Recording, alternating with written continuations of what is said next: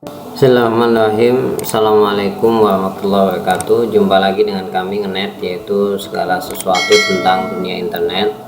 Pada kesempatan kali ini kita akan membahas tentang bagaimana mencari kata kunci melalui Google. Ingat sekali lagi, hanya melalui Google, tidak melalui Google Keyword Planner atau pencari kata kunci yang spesifik. Jadi kalau bagi Anda yang masih awal ya menekuni dunia website, kata kunci itu kan sangat penting agar website Anda memiliki visitor yang banyak. Karena kalau misalkan artikel Anda sesuai dengan kata kunci, maka kemungkinan orang datang itu besar. Contoh, saya contohkan bagi yang belum mengerti. Misalkan manfaat buah nanas untuk kesehatan, misalkan tubuh manusia. Nah, ini kan orang selalu mencari dengan model seperti ini. Ketika kita klik, nah maka akan muncul website-website yang paling tepat dengan kata kunci ini. Nah, maka kalau Anda memiliki website, harus menyesuaikan dengan apa yang dicari oleh orang lain di mesin pencari, terutama Google ya. Nah, sekarang bagaimana cara mencari kata kunci hanya melalui Google saja. Jadi tidak perlu melalui website-website yang rumit lah. Misalkan Anda pusing sana sini. Nah, kami contohkan ya. Pertama, Anda harus ngetik huruf per huruf atau pelan-pelan lah intinya ngetiknya. Contoh, kalau misalkan Anda di dunia kesehatan, maka ini saya contohkan ya, Anda bisa ekstrapolasi pelan-pelan banyak, manfaat buah. Nah, ini kan banyak nih, saya pilih nanas ya. Nah, bagi Anda yang pengen nulis, maka potensi kita untuk menulis itu ada banyak ini. Nanas bagi tubuh, buah nanas untuk wanita, buah nanas untuk kesehatan, buah nanas untuk pria, buah nanas untuk kolesterol, untuk wajah, untuk diet, buah nanas madu, manfaat buah nanas dan kunyit.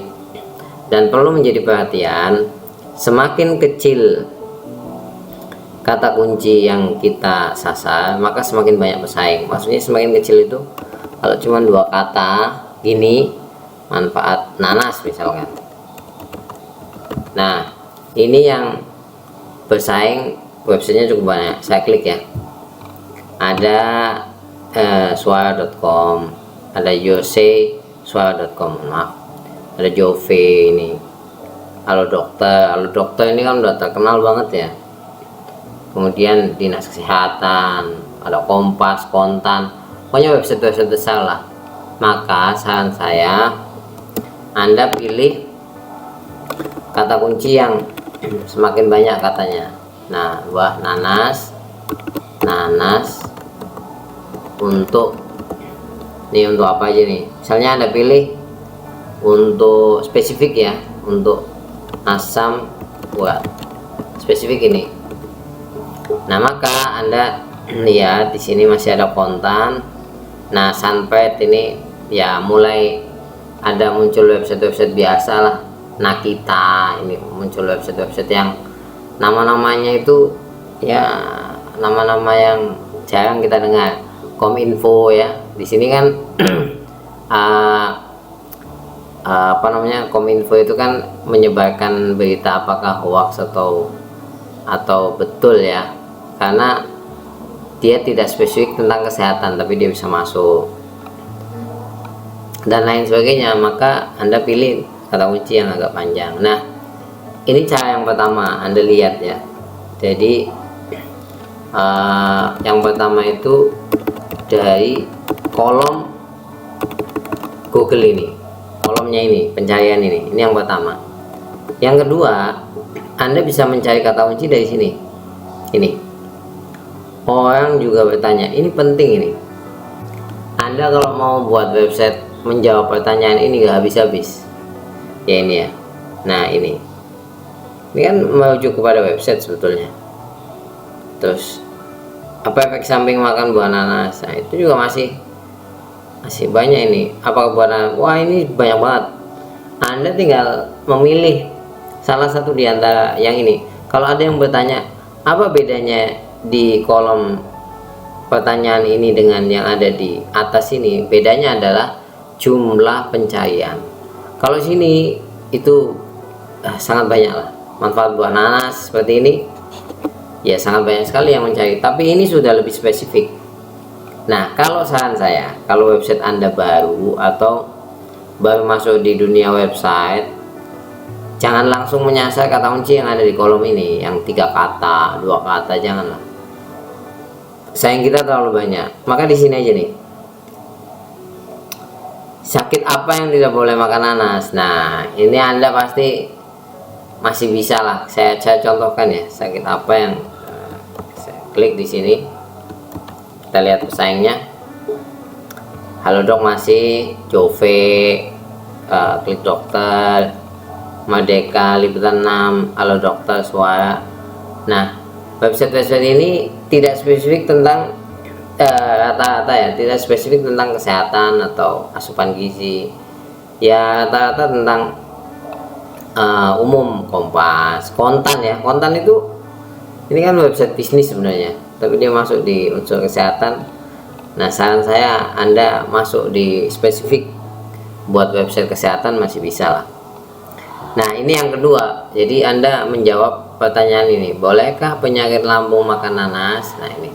Yang selanjutnya, ini kan kata kuncinya sakit apa yang tidak boleh makan nanas. Nah, kalau kita lihat judul-judulnya, belum ada yang mirip lah ya, mirip ini. Sakit apa yang tidak boleh makan? Ini rata-rata asam boleh atau bahaya gitu-gitu. Bolehkan makan nanas? Ya, kalau Anda membuat judul ini ya akan masuk di dalam Google di halaman 1 atau 2 lah, karena masih ada yang belum tepat. Nah, yang ketiga tadi kan udah kita sampaikan, pertama di kolom ini, yang kedua di sini. Anda pilih salah satu aja, bahkan tentang apapun ya, ikan pasti ada orang juga bertanya, itu maksudnya orang juga mencari lah. Yang selanjutnya adalah di sini penelusuran terkait. Nah, apa bedanya penelusuran terkait ini dengan yang ada di sini? Nah, bedanya sebenarnya sederhana. Kalau volume pencarian banyak atau tidak relatif. Kadang di sini 100 sampai 1000 juga ada, 10 sampai 100 juga ada. Sama juga yang di tengah ini. Sama. Tapi bedanya adalah kalau ini langsung berbentuk pertanyaan. Jadi kalau orang nyari itu pakai kata-kata apa, mengapa gitu-gitu. Nah, kalau di sini masih kata umum lah. Pandangan setelah makanan. Jadi betul-betul keyword kata kunci. Kata kunci itu kan kata-kata yang penting aja.